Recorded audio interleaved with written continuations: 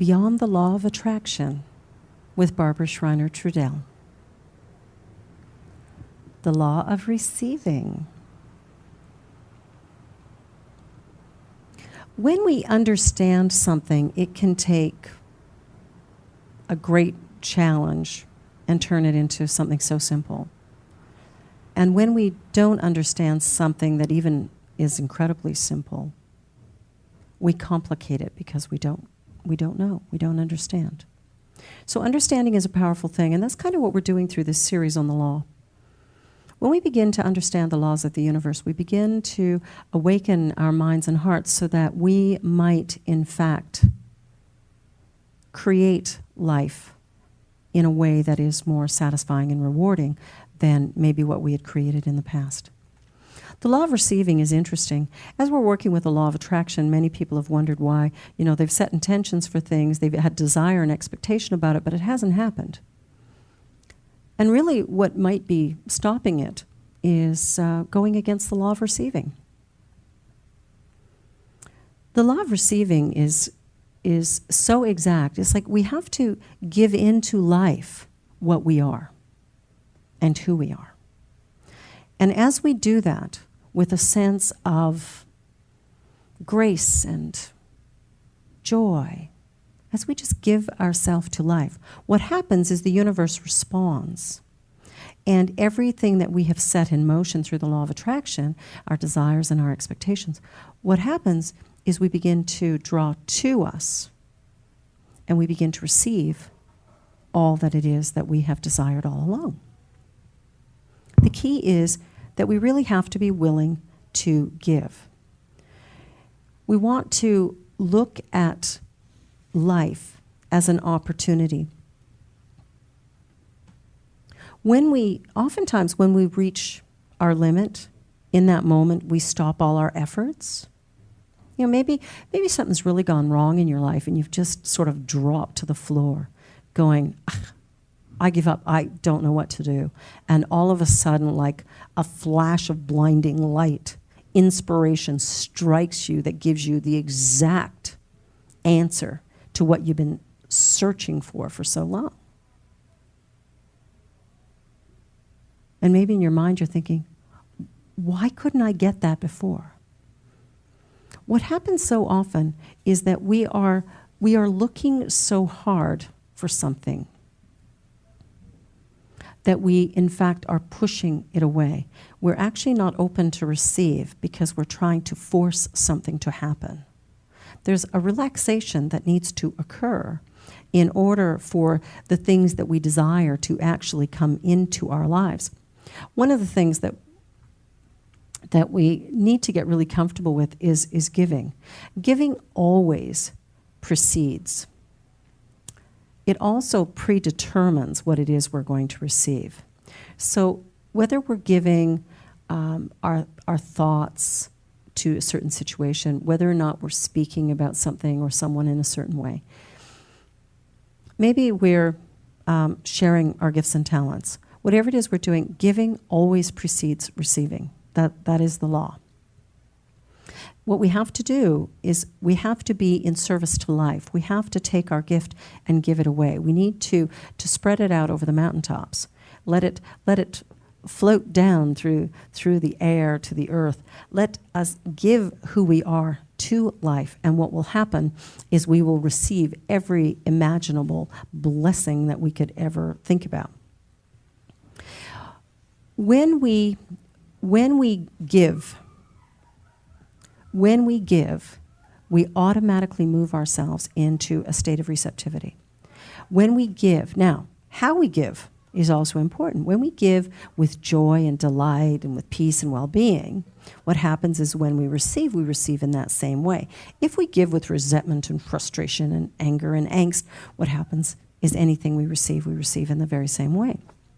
So an interpretation of the law is a little bit when you see someone making an effort to help themselves, that's a good person to support, right? So somebody's really helping themselves and you see that they're struggling a little bit, and maybe you have the means to help them out. So you are in support of them, and you help them out in some way that moves them forward. That's a great use of your energy. And if it's done with love and kindness and joy and peace, what happens is you will begin to receive in that very same way, in a very expanded way, actually. If, however, you are giving in an area or to someone who is unwilling to do anything for themselves, they're unwilling to move in the direction of their dreams, they're just kind of sitting like a lump going, do for me. What happens is when you give there, you actually begin to block your own good. You begin to shut yourself down, because really what you're giving, the energy you're giving, is dead energy, because when it lands there, it just dies. It isn't being expanded. It isn't being used. It isn't being a potential for forward motion or even for healing. Someone once said that you can give a man a fish and feed him for one day, or teach him to fish and he'll feed himself forever. You have to make sure that the person that you're working with, that you give the fish to and that you teach to fish, that they're actually willing to go out and fish. If they're just going to sit back and keep taking from you, then what happens is you are giving and funneling your energy in a direction that is blocked, and that will block your good as well. You're not really helping the person who is needing help, and at the same time, you're not helping yourself. What is really important is that we become givers to life. And this is the key. We want to become givers to life. We want to make sure that the energy that we give, the direction that it goes, the focus that we take, is always toward the greater good. Greater good for everyone and everything. As we do that, as we live in this place of service and kindness, as we begin to give from our place of possibility and potential, remembering that we don't give because we think we should, we give because we have the ability and the desire. Okay? If we're giving from any other way, any other perspective, we're going to receive things in a way that's going to be harmful and difficult for us. And we don't want to do that now, do we? We're working on creating life, making it easier, making it flow, making it fun. In order to do that, we have to give our energy in that way. So when we do something, one of my favorite things to do is to go through drive-thrus every now and again to pick up a coffee or a sandwich or a salad or whatever. And as I go through the drive-thru, what I'll often do is purchase the coffee or the meal or whatever for the vehicle behind me. I don't know who they are. I don't need to know. It's just fun. It's fun because I can imagine in my own head what it would feel like to pull up to the window to get my food or my coffee, and the person to say, "Thank you very much, you don't owe me anything. The person ahead of you already paid." I can imagine what that would feel like. That would feel kind of cool. That some stranger that I will never know, that I will never meet, who is already long gone, so I can't even thank them, has given me this gift. I think that's so cool. I have so much fun with that. I've done it on toll highways where I've paid the toll for the car behind me. And I've done it in drive-through restaurants. I've done it with parking. Plugged a meter that was getting low. It's not about the other person being able to come to me and say, "Oh, thank you," or that they owe me anything. The nice thing about these random acts of kindness is that it allows me to receive this remarkable joy and delight as I imagine what they might be experiencing as a result of my generosity. That's what delights me. That's what I just love. So for this particular session on the law of receiving, what I would like you to do are random acts of kindness. Now, it doesn't need to cost you money. You don't need to go and buy somebody lunch. It's fun, but you don't need to do it. There's lots of things you can do. When your neighbor's at work, you could weed their garden. Be sure to not weed their plants out of it. I wouldn't be the best person weeding a garden because I can't really tell often which are weeds and which are flowers. So I only weed my own. In the wintertime, you could shovel somebody's walk. Or if you feel the call, you could buy somebody a coffee in a lineup. The thing is to do it with a sense of love and joy. So for now, for a while, what I'd like you to do is really, really practice giving. And giving with excitement and delight and joy, and giving with no expectation of getting. That whole getting mentality we need to erase because it is blocking our good. We will never receive all that we dream about, all that we desire, if we continue to focus on the getting. We need to live in the giving space. When we will give ourselves to life, it will be given back to us, and it'll be done in a way that's so expanded, it will surprise you. And like I say, don't take it at, don't believe it just because I say so. Just give it a try. Give it a try. Go out today and do something kind for someone else. Smile at somebody who looks like they're having a difficult day. Maybe you're getting your groceries and the store clerk is cranky as can be. Take a moment to look them in the eye and say, thank you. Those two little words, combined with a smile and eye contact, can provide a healing moment that's profound. I only know because I've tried it. I used to have cranky people at the checkouts, and I would just think, who are they treating me like that? I'm the customer. And then one day I got over that and decided to be kind instead. And what's happened is I rarely get somebody who's like that now. And when I do, then I just take that second, because that's all it takes is a second to say, thank you, have a great day.